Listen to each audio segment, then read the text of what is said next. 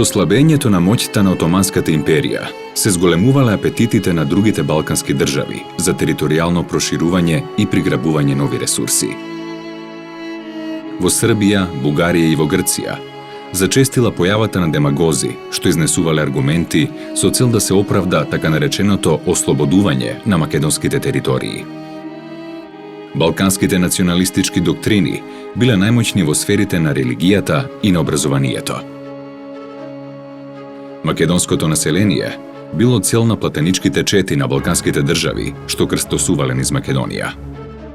Понекогаш било доволно само да се влезе во погрешна црква за да се загуби животот. На политичките елити на балканските држави им било јасно дека приклучувањето на целата територија на Македонија кон една од овие земји било практично невозможно. Затоа се договориле да ја поделат меѓу себе. За дефинирањето на идната поделба, Србија, Бугарија и Грција организирале повеќе средби, од кои произлегле неколку договори за поделба на Македонија. Српско-бугарскиот договор од 19 февруари 1897 година, договорот за сојуз меѓу кнежеството Бугарија и кралството Србија од 30 март 1904 година, договорот за царинска унија меѓу Србија и Бугарија од 1905 година, договорот за пријателство и сојуз меѓу Бугарија и Србија од 13 март 1912 година, како и договорот за одбранбен сојуз меѓу Бугарија и Грција од 29 мај 1912 година. За заднината на овие договори најдобро сведочи изјавата на премиерот на Србија, Милован Милутиновиќ. Ние србите сме готови на се и ке влеземе во комбинација со Господ или со ѓаволот ако треба, за да го спречиме решавањето на македонското прашање на штета на нашите животни интереси.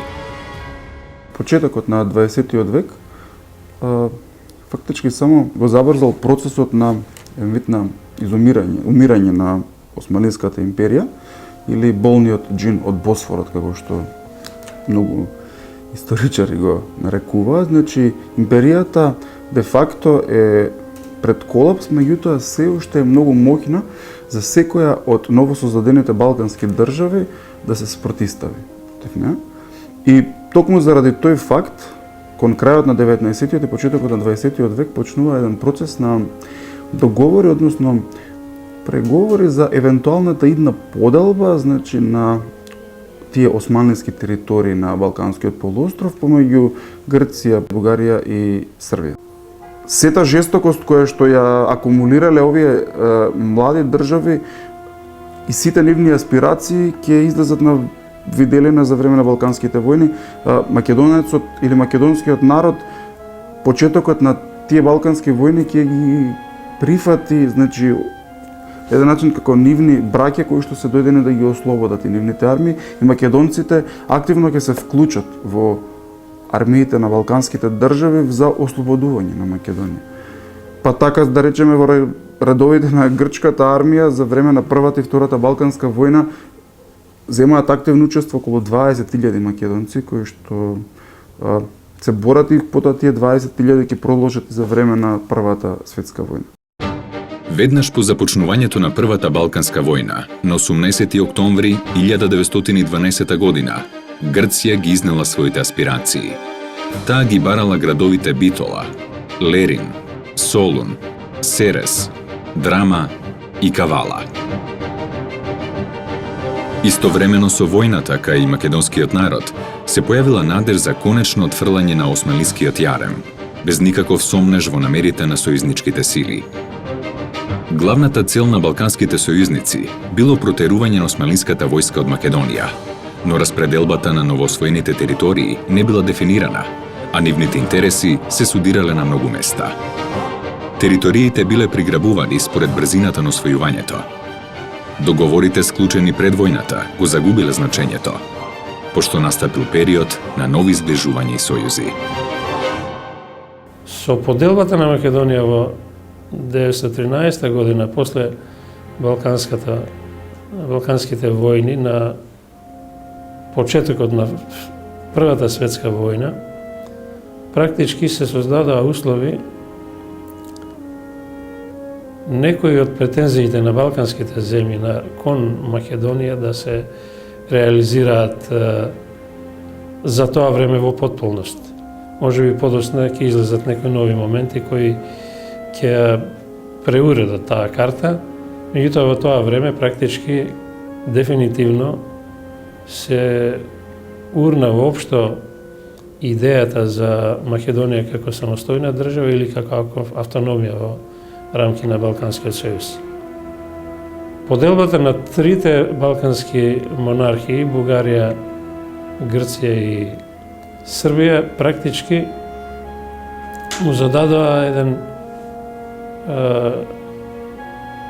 голема рана на делото на македонската кауза, бидејќи требаше долго време, од 10-15 години, да се консолидира македонската политичка сцена, да се унапредат политичките односи меѓу ранливите партии што во тоа време се формира на македонската сцена, иако таа не функционираше како одделна балканска држава. Но проблемот на поделбата на Македонија не завршува тука. Првата Балканска војна 1912 година, наместо долго очекуваната слобода, македонците повторно добија сега ново, тројно робство. Со Лондонскиот мировен договор 1913 година била верификувана првата поделба на етногеографската карта на Македонија. Во рамките на тоа и егејскиот дел на Македонија со најголема територија влегол во рамките на грчката држава. Само источниот дел на егејска Македонија бил под бугарска окупација, но тоа траело многу краток временски период. Веднаш започнала Втората Балканска војна, која била кратка и се водела помеѓу сојузниците, затоа во историјата е позната и како меѓусојузничка војна. Со тоа Македонија и со Букурешкиот мировен договор од 10 август 1913 година ја доживува втората поделба за многу краток временски период. Зошто е тоа значено за егејскиот дел на Македонија? Од негативна гледна точка. Започнала првата етапа на етничко чистење на егејскиот дел на Македонија. Особено настрадале населените места во источниот дел на егејска Македонија. Драмско, Кавалско, Сереско, Кукушко. Кукуш од страна на грчката војска во Втората Балканска војна бил буквално срамнет со земјата. Најголемиот дел од македонците биле или убиени, или под притисок на грчката војска пребегнале, емигрирале во Бугарија. Со тоа фактички започнала првата етапа од чистењето, етничкото чистење на егејскиот дел на Македонија. Но и покрај тоа, мора да се констатира дека македонците биле најдоминантен етнички елемент според сите пописни операции. Без разлика што во пописите различни етнографии ги декларирале македонците како една, односно како друга националност. Втората Балканска војна, водена помеѓу Бугарија од една и Србија, Грција, Османлиската империја и Романија од друга страна, го разоткрила вистинското лице на балканските држави. Поразот на Бугарија и потпишувањето на Букурешкиот мировен договор на 10 август 1913 година значел разнебитување на целовитоста на Македонија и исцртување граници што во историјата никогаш не постоеле. Од таа поделба најголем дел од Македонија добила Грција, цели 34.000 квадратни километри, односно делот што бил и се уште е нарекуван Егејска или Беломорска Македонија. По протерувањето на османлиската администрација и војска, грчките власти со сета жестокост се нафрлиле врз македонскиот народ. При процесот на етничко чистење на македонците, прво настрадало населението од градот Кукуш и неговата околина, а подоцна истите мерки биле преземени во Мелничко, Демирхисарско, Драмско и Серско. Според официјалните статистички податоци, присутни во извештајот за Балканските војни на Карнегиевата меѓународна комисија од 1914 година, грчката жет за нови територии била згасната со палежот на 16.000 куќи и прогонот на преку 100.000 луѓе од нивните огништа. Вака во извештајот на Карнегиевата комисија сведочел 18-годишниот зидар Благој Петров од Серес. На 10 јули четворица граѓани на Серес, кои ги познавав, облечени во грчки униформи, ме однесоа во затворот на училиштето. Таму имаше стотина други. Бевме тепани со кундаците на нивните пушки и на повеќето од нас ни беа врзани рацете за нешто како столбови. Еден грчки вооружен цивил влезе и рече: "Не мораме да ги убиваме овие млади момчиња, но ќе им удриме ќотек." Инсистираа да останам за да видам како го убиваат татко ми. Дури ми ветија дека веднаш ќе ме ослободат ако го убијам татко ми со сопствената рака. Околу 1 часот го видов убиен со 5 удари со кундак. Многумина други беа убиени во исто време. Новоосвоените територии на егејскиот дел на Македонија биле поделени на 3 окрузи: Солунски, Берски и Серски, со 18 општини. На чело на новоосвоените територии бил назначен гувернер, кој спроведувал грчката политика со помош на 1000 жандарми и полицајци од јужните делови на Грција и од Крит. Првата светска војна донела нови страдања за македонскиот народ во сите 3 дела на поделената Македонија. Покрај дотогашните војски, во Македонија се распоредиле француски, британски, австро-унгарски, италијански и германски трупи. Србија и Грција се приклучиле кон силите на Антантата. Незадоволна од добивањето на најмалиот дел на Македонија, Бугарија стапила во сојуз со централните сили и во 1915 година го започнала својот продор кон Вардарскиот и Егејскиот дел. Низ Македонија се протегал така наречениот Македонски фронт, познат и како Солунски или Балкански фронт. Балканските држави започнале широка акција за регрутација на македонците во своите армии. Грчката армија во својот состав имала преку 20.000 македонци, кои без никаква или само со минимална обука били испраќени на првите линии на фронтот. Истото го правеле и српската и бугарската армија. Заради туѓи интереси, честопати родени браќа се гледале низ нишанот на оружјето. Егејскиот дел на Македонија заличил на голем војнички логор под силите на Антантата.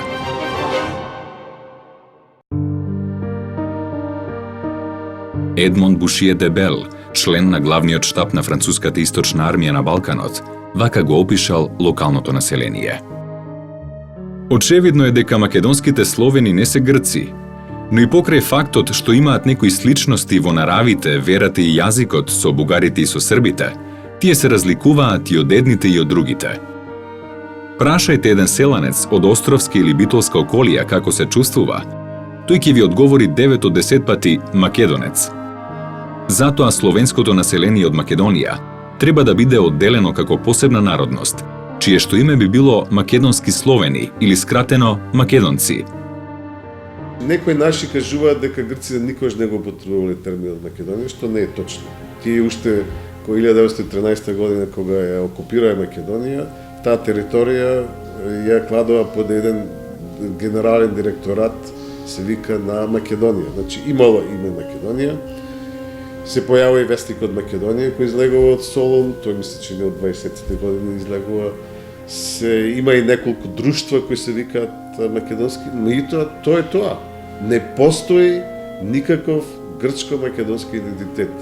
Не постои луѓе кои се викаат македонци во тоа време, а се грци. Требаше значи да образложуваат зошто и како ги ослободиле и зошто навистина со право станале дел од грчката нова држава и зошто со право ги ослободиле браќата грци во Северна Грција и почнуваат да употребуваат терминот македонци, што порано, ако видите, во почетокот на минатиот век, дури и грчките весници, кога станува збор за македонци, порано самата грчка држава, грчкиот печат тогаш, дефинирале македонците како друг народ, а не како грчки народ. It's obvious that the Greeks were using what was closer to the reality in the beginning. Naively, they said that these territories were occupied. This was the truth.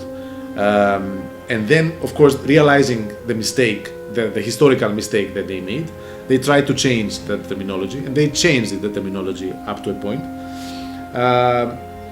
But unfortunately, the first impression is the one that stays. And this does not only go for occupation of Macedonia, but it goes also about the population, because in the 20s, the Macedonian language was widely used by Greek authorities to describe people that were speaking Macedonian. Δεν το γνωρίζω αυτό, υποψιάζομαι όμως ότι συμβαίνει, γιατί τα πρώτα χρόνια που ενσωματώνεις ένα μέρος και το ενώνεις με την δικιά σου επικράτεια, τα πρώτα χρόνια αντιλαμβάνεις ότι είναι μια μεταβατική περίοδος που ο στρατός κατά βάση κυριαρχεί μέχρι να έρθουν εκεί πέρα οι υπηρεσίες, οι δημόσιες, το ένα το άλλο. Μήπως με αυτή την έννοια λεγόταν στρατιωτική ζώνη. Και είχαμε και τον Α' Παγκόσμιο Πόλεμο τότε. Και το 1916 υπήρχαν συγκρούσεις, Άγγλοι, Γάλλοι, Γερμανοί, στη Βουλγαρία, στην Κρέσνα, στη Θεσσαλονίκη, μάχες. Επειδή ήταν μια καθαρά πολεμική περίοδος, μήπως με αυτή την έννοια. Later, they realized the gaffe that they made. They realized that this was something that it would backfire against them, and they tried to correct the terminology, and they eliminated words like occupation, Macedonian language, Macedonian population. It's very funny, in a sense of strange, to mention that in the course of 30 years, from 1920 to 1951, in all the censuses that the Greek state was conducting in the Aegean part of Macedonia, in every single census, they used a different word to describe the Macedonian population. In the first census, we had Macedonian without any problem, and Macedonian language. In the next census, we had people that spoke Slav in general, people with fluid ethnical conscience, people with, I would call, I'm trying now to remember the exact terminology, people with heavy Slavic beliefs, and we reached the 1951 where no mentioning about Macedonians, Slavic speaking people with solid Slavic beliefs was nowhere to be found in the 51 census. Значи има серија докази кои грците намерно ги игнорираат. Значи овие зборувам посебно за грчки докази кои кажуваат дека нашиот идентитет и нашите луѓе се викале македонци. Типичен пример, имаме стотици нотариални документи, продажба, Трајко му продава нива на Петко во грчката држава, меѓутоа и Трајко и Петко не зборуваат грчки и пише на документот таму, оверен од нотар во грчката држава, дека Трајко не разбира грчки, ама разбира македонски и овој имавме преводач кој му преводуваше на македонски јазик. Тоа е еден. Имаме други докази, како, например, книгата од една грчка писателка Пенелопе Делта, која пише во својата книга дека националниот идентитет на македонците е само македонски, ништо друго. По Првата светска војна, грчките власти започнале реорганизација на локалната војна и административна власт. Начело на новоосвоените територии бил поставен министер за Северна Грција, кој раководел 3 дирекции. Источна, со седиште во Кавала, која ги опфаќала Серскиот, Драмскиот и Кавалскиот округ. Централна, со седиште во Солун, во чиј состав влегувале Солунскиот, Халкидичкиот, Берскиот, Воденскиот и Кукушкиот округ. И западна, со центар во градот Кожани, составена од Костурскиот, Леринскиот и Кожанскиот округ. Во претходната држава, Османлиската империја, не постоела јасно дефинирана поделба на населението според етничката припадност. Но според статистичките податоци, пред почетокот на Првата светска војна, на територијата на Егејска Македонија имало 1.073.549 жители. Од тоа, 30% или 326.426 биле македонци, а по нив следувале турците, грците, евреите, власите, ромите и албанците. Иако по Балканските војни 30.000 македонци од егејскиот дел заминале во Бугарија, тие се уште биле бројно доминантни, па грчката држава започнала процес на нивно масовно иселување. Во период од само 5 години, Грција потпишала 2 конвенции за така наречена доброволна размена на населението. Првата била потпишана на 28 ноември 1980 година помеѓу Грција и Бугарија. Таа размена не била тајна, но во најголем број случаи не била на доброволна основа. Втората конвенција настанала како резултат на Грчко-турската војна од 1919 до 1923 година, во која таткото на модерна Турција, Кемал Ататурк, војно ги поразил грчките мегаломански апетити врз западниот брег на Малазија. На 30 јануари 1924 година во Лозана била подпишана Конвенцијата за задолжителна размена на грчките и турските малцинства, со што од Егејска Македонија во Турција биле присилно иселени околу 300.000 жители со муслиманска вероисповед, од кои 45.000 македонци муслимани. Од друга страна, од Турција биле донесени 538.000 православни доселеници, со што демографската слика на Егејска Македонија засекогаш се сменила. Договорот за размена на население 1923 година помеѓу Грција и Турција е секако без преседан еден од најзначајните настани во историјата на Егејскиот дел на Македонија меѓу двете светски војни. Тогашната меѓународна јавност направила еден опасен преседан со тоа што дозволила размена на население што за секогаш ја измениле етничката карта на Егејскиот дел на Македонија. Согласно одредбите на овој Лозански мировен договор, од Егејска Македонија во Турција било иселено целото муслиманско население без разлика на неговата националност. Меѓу нив дури имаше и луѓе што зборуваат македонски јазик тогаш, биле муслимани, дел од нив заминале за Малазија.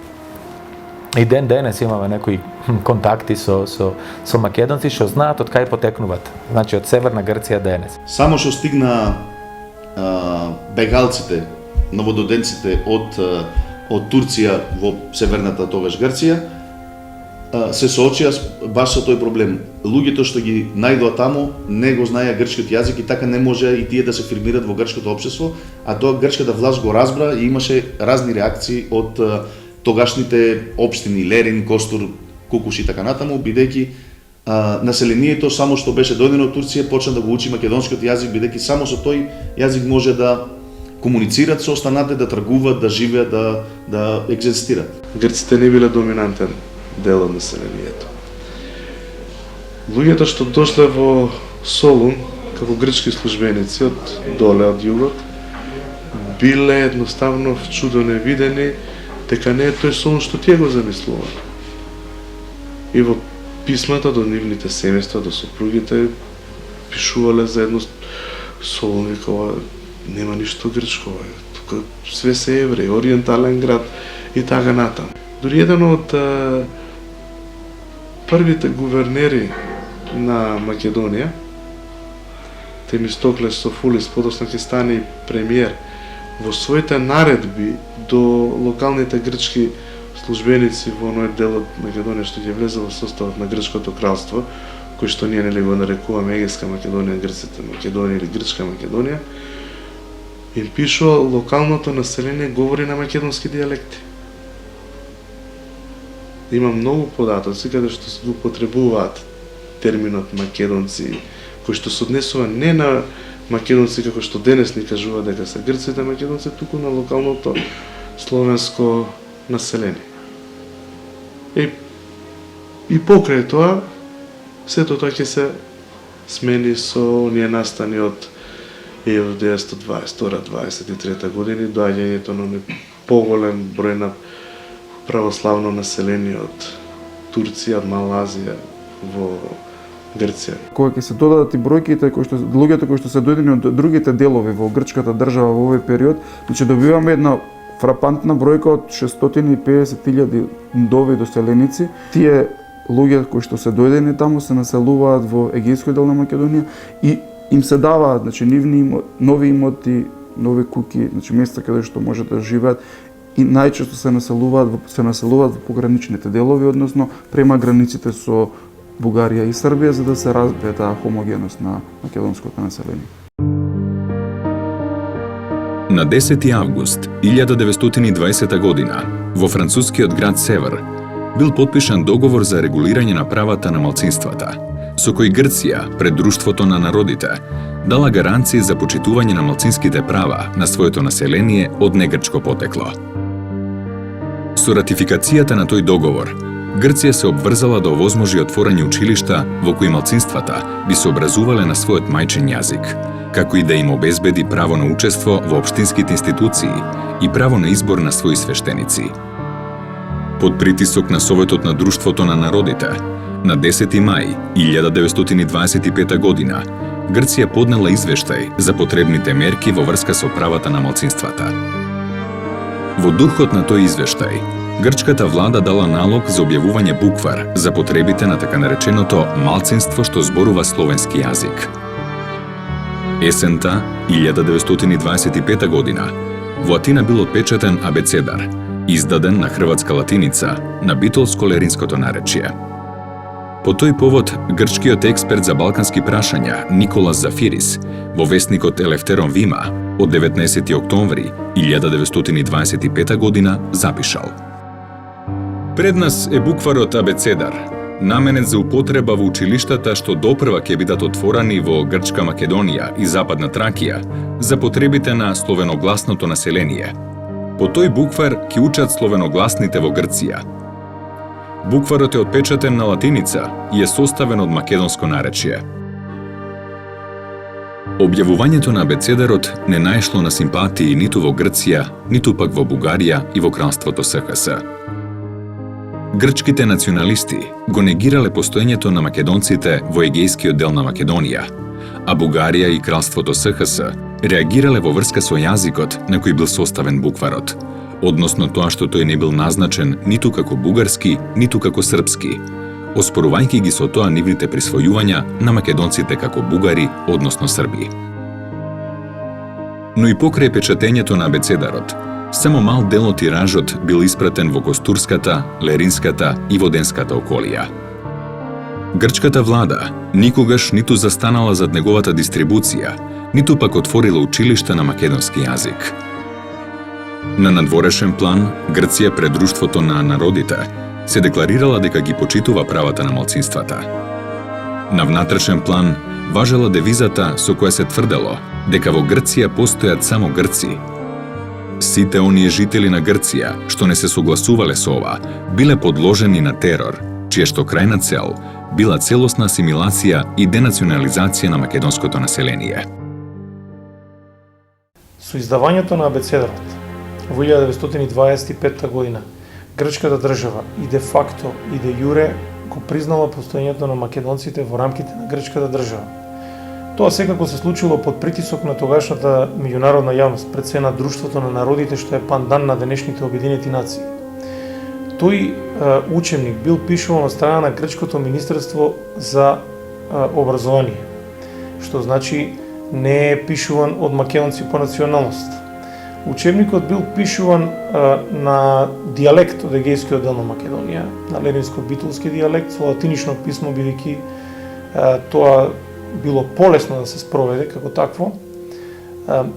И иако никогаш не влегол во образовниот систем, абецедарот фактички одиграл огромна улога во дистинкцијата, во потенцирањето на македонскиот етнички карактер на егејска Македонија. По селата македонски, според нели кажувањето на баба ми, на дедо ми, на сите роднини мои, како да кажам, не се поставувало никогаш прашањето на кој јазик ние зборуваме. Тие зборуваат. Што се тие?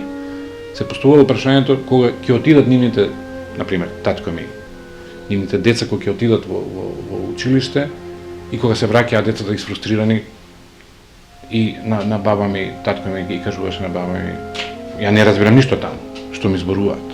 На кој јазик зборуваат таму? Знаете, они одеа во грчко училиште и се враќаат децата уплакани, искарани од учителите, изфрустрирани тотално.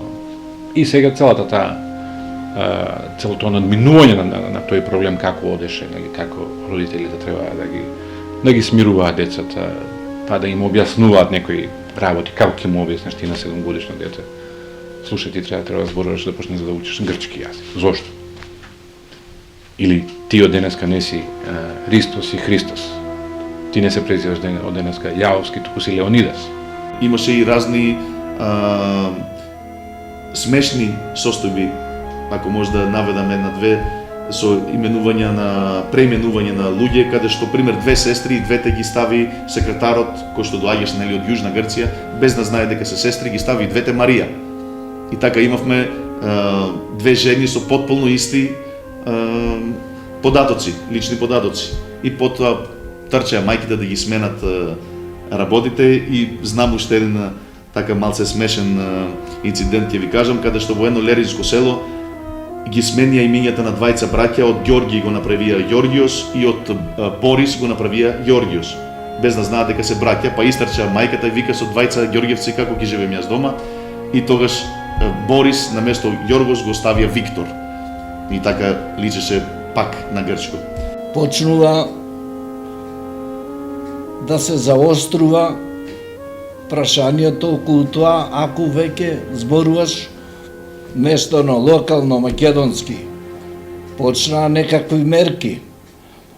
Подоцна почна да се менуваат имињата по некои критериуми што Грција ги наметнуваше, почнаа да се менуваат имињата на топонимите. На селото, например, селото Бапчор од Бапчор, кој произлегува од некој што направил некој бач, па станало село, го крстија прво Вапсорион, Вапсори.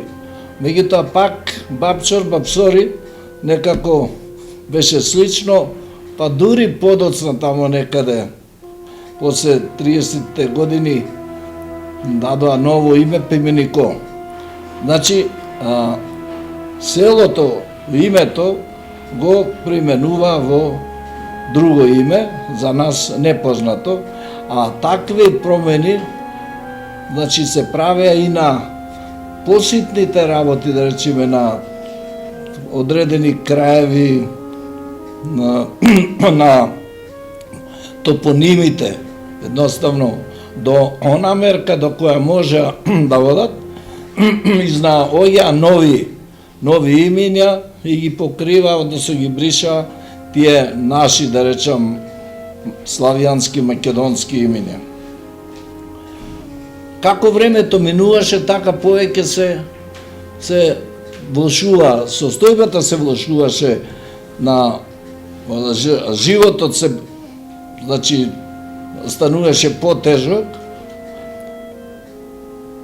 и во тој смисол сакам да кажам дека тие проблеми, тегоби што ги доживеа нашиот народ во егејскиот дел на Македонија, со промената на топоними, на имињата, со притисокот, со јазикот, кога почнаа да се воведуваат и казнени мерки, па затварање и така натаму, значи некако представува еден период кој не може да се заборави. Ако те случнат нешто со зборување на македонски јазик, на мајчин јазик, односно, тога ги однесувале во тие некои острови таму за да им се одмазнат на тој македонскиот народ, тоа што биле му давале тоа некои рибино, масло, рецин, една друго, солена риба бакалија, што викаме, таа најсолена, кои ги мачеле со тоа тешко за кој душата барала вода да се напие самиот човек, душата на човекот. Но тоа ги измечувале многу. За жал, имале многу наши македонци кои издржувале таа мака, дури сами себе се убивале да не тргат таа трагедија. Македонскиот јазик бил моќно средство за зачувување на етнокултурниот македонски идентитет и етничка посебност, па затоа бил забранет во сите сфери на секојдневниот живот. Во елинизацијата на јазикот учествувале и војници, и чиновници, и полицајци, и учители, и свештеници, па дури и македонци и гркомани, што им служеле на грчките интереси. Употребата на мајчиниот јазик, дури во домовите на македонците, резултирала со тортури, затворски казни и обвинувања за предавства на татковината Грција. Покрај забраната на јазикот и размената на населението, цел на насилната елинизација биле и топонимите. Во 1920 година, Комисијата за топоними подготвила брошура насловена Совети за измена на имињата на општините и селата. Под медијаторство на оваа комисија биле создадени локални комисии, што требало да предложат нови, грчки имиња за македонските села и градови. Помеѓу 1919 и 1926 година биле сменети имињата на 76 населени места, а по 1926 година, со указот за преименување на градовите, селата и градчињата, биле преименувани уште 945 населени места во Егејска Македонија. Градот Лерин станал Флорина, Воден Едеса, Костур Касторија, Постол Пела, Кутлеш Вергина, селото Герман Агиос Германус, Овчарани Мелити. За сите оние што не ги користеле овие нови имиња, биле предвидени строги казни. По промената на имињата на населените места, биле сменети имињата на планините, реките и езерата, со што бројот на сменетите топоними до 1928 година се искачил до 1497. Паралелно со ова се одвивала и промената на имињата на поединците. Па така Александар станал Александрос, Павле Павлос, Богдановски Богданис, Божиновски Божинис. За мерките на елинизацијата сведочи изјавата на грчкиот пешадиски поручник Камбурас за состојбата во селото Арменско од 1932 година. Поради нервозата што ме обзеде и која уште повеќе ми се зголеми кога го слушнав селскиот претседател да зборува бугарски, кој тој сака да го вика македонски, го удрив и му препорачав во иднина не само тој, туку и на своите селани да им препорачува секогаш и секаде да зборуваат грчки. Кај домороците во селата владее против грчки дух до крајност. Мразат се што е грчко и не пропуштаат да изразат таа своја омраза. Според мене, наефикасен начин на асимилација е ако незапалените, како неподобни, бидат протерани во туѓа држава. Внатрешната македонска револуционерна организација, односно незините леви и десни струи, имала обид за активности во егејскиот дел на Македонија, но во значително помал број од тие во Вардарскиот и во Пиринскиот дел. Десните струи на организацијата, под раководство на Тодор Александров и Ванчо Михајлов, покажувале интерес за организирање акции во делот на Македонија под грчка власт, но секоја акција на четниците на ВМРО резултирала со масовен терор врз недолжното население и нов бран на иселување или протерување на македонците од егејскиот дел на Македонија. Освен тоа, една од главните причини за малиот број оружени акции бил и фактот што областите со доминантно македонско население претежно биле лоцирани во западните делови на Егејска Македонија. Оддалеченоста од Пиринскиот дел на Македонија, каде што организацијата била најмоćна, била главната пречка за организирање по масовен отпор. За борба против нивните чети, грчката државна власт создала вооружени одреди, кои истовремено вршеле и терор врз цивилното македонско население. Така биле создадени паравојната формација, Грчко-македонска тупаница, Националната организација на младите, организациите Павло Смелас и Челични шлемови, како и тајната национална организација со јасно дефиниран профашистички карактер. Нивната заедничка цел било уништување на секој обид за одбрана на индивидуалните и колективните права на македонците во Грција. Според статистичките податоци на едно француско списание за човекови права, само во периодот помеѓу 1919 и 1926 били извршени 104 убиства, 95 силувања, 3464 притворања, 2327 измачувања, а биле ограбени 1165 семејства. Сето ова потикнувало нов бран и селување на македонците во Бугарија, Кралството СХС, како и во Америка и Канада. Значи, во сите тие тортури што се изведувани врз македонскиот народ, од имотни, физички, јазични, политички и така натаму, не е останато само на равнодушноста на судбината. Значи, народот е организиран. Уште во времето на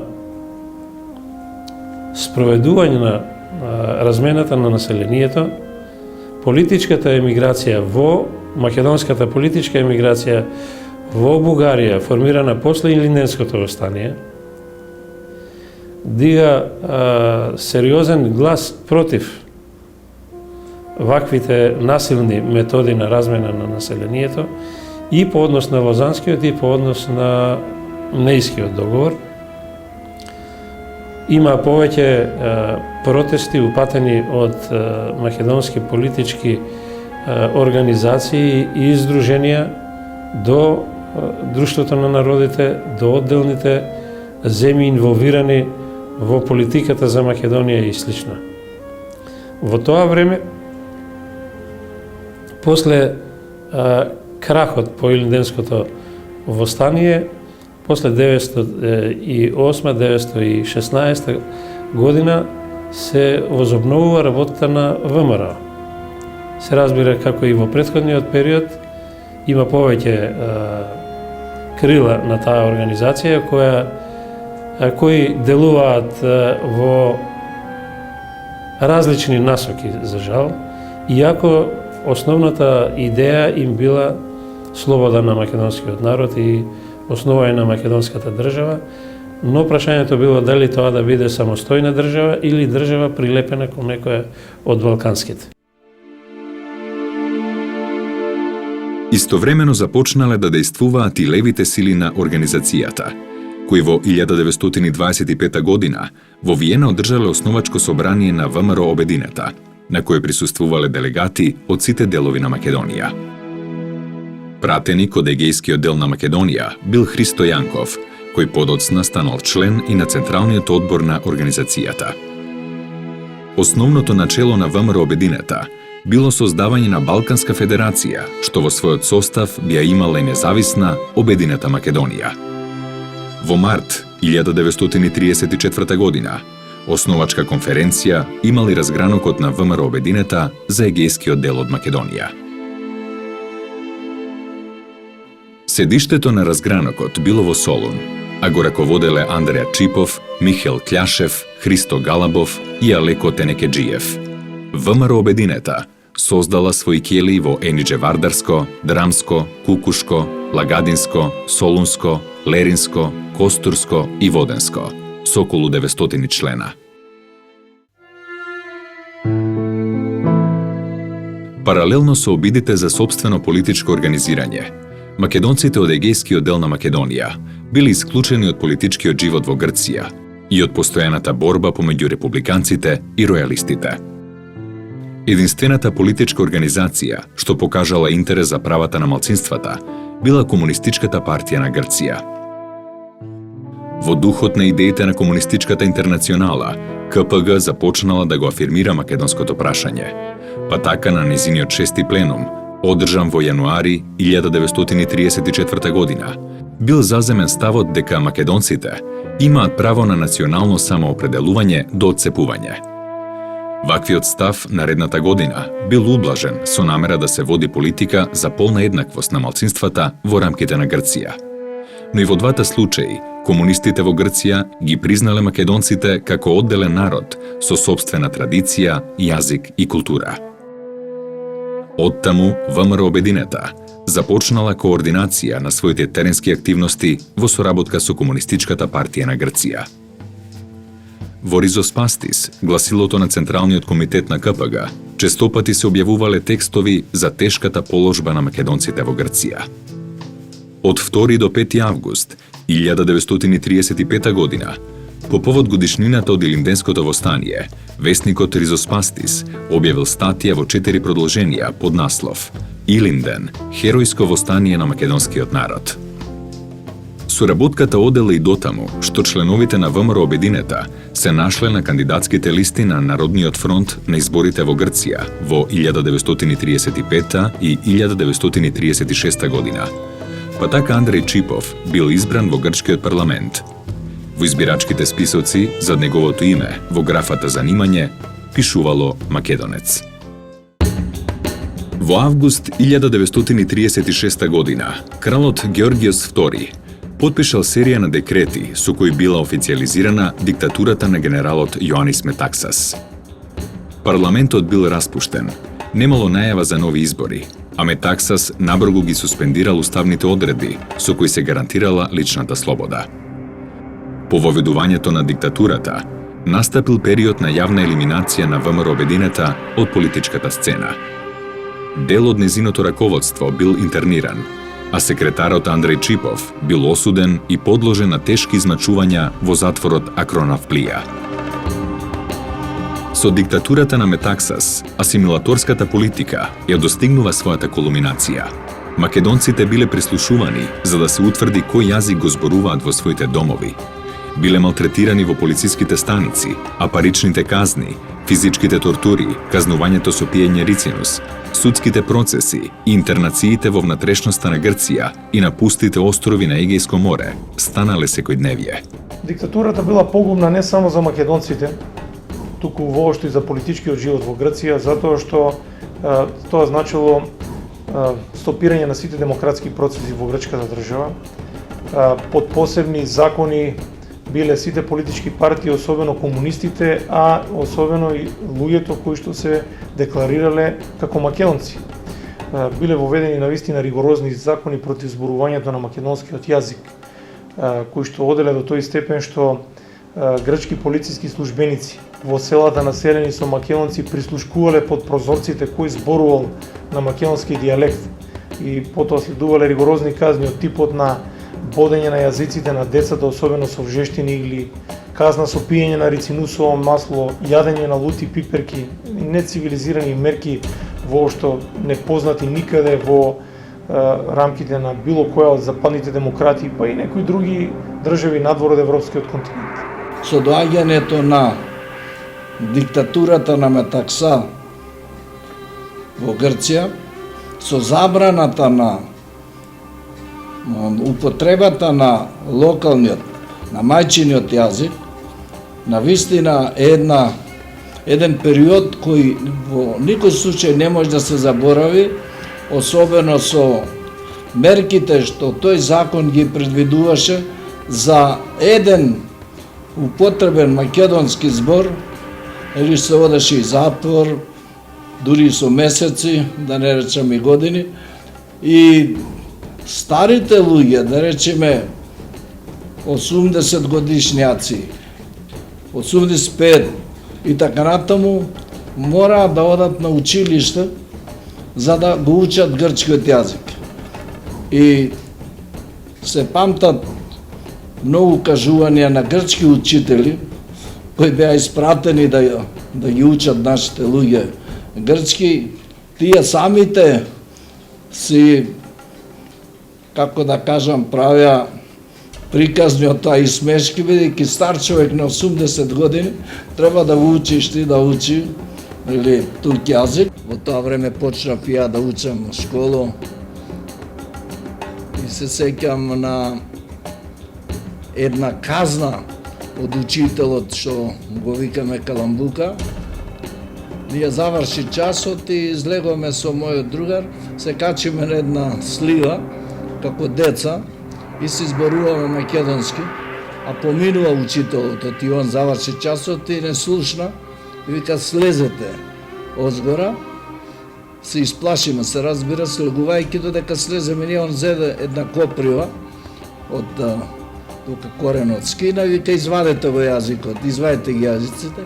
И се сеќам со коприва јазикот ми го помине еднаш два пати, па си отидов дома потечен целиот. До таа мера беа злобни за еден збор македонски, или ке те казна вако, или со рицинуси, или со, значи, ставен на одредени мајки, да речам, дури имаше луѓе кои ги обесуваа, што се вика, оздола им пуштија дим, им пуштија за да ги казнат зошто зборел македонски јазик. Значи, им една сиромаштија, а од друга страна тортура. Ваквата политика Грција ќе ја продолжи се до почетокот на Втората светска војна, кога во првите борбени редови ќе ги испрати македонските регрути да го бранат кралството, што настојувало да ги избрише од етничката карта на светот и да гинат за државата, што во текот на претходните 2 децении ги терала да се чувствуваат како дојденци на својата сопствена земја. Неуспехот на таа грчка асимилаторска политика многу јасно е дефиниран во извештајот на капетанот Еванс, кој како агент на британскиот штаб за специјални операции во текот на Втората светска војна во периодот 1943-1944 година 8 месеци престојувал во западните краеви на егејскиот дел на Македонија. Тоа е карактеристично словенски регион, не грчки. Јазикот дома, како и вообичаениот јазик на нива, по селските улици и на пазар, е македонскиот, словенски јазик. Имињата на местата, така како што се дадени на мапите, се грчки, но имињата што најчесто се користат се сите словенски имиња. Грчките имиња се само еден вид декор што го ставил Метаксас. Грчкиот се смета за речиси странски јазик, а на грците се гледа со недоверба како на туѓинци, ако не и како на странци во вистинската смисла на зборот. Не е претерано да се рече дека фактот што регионот по природа е словенски, а не грчки, е толку очигледен што не треба посебно да се истакнува.